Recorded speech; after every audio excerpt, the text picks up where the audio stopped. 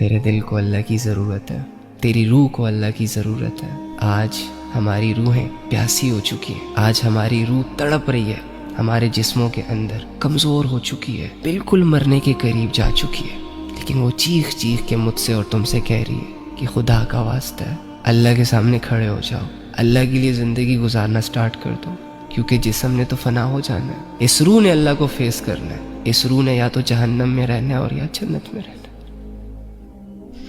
Any how, آپ نے اپنی روحوں کو جہنم کے حوالے نہیں ہونے دینا۔ اللہ کے ذکر سے اس کو زندہ کرو، اسے خوشحال کرو، ابھی بھی دیر نہیں ہوئی۔ سوچ میری بہن، وہ جوانی جو دنیا کے لیے استعمال ہو رہی ہے، اگر یہی جوانی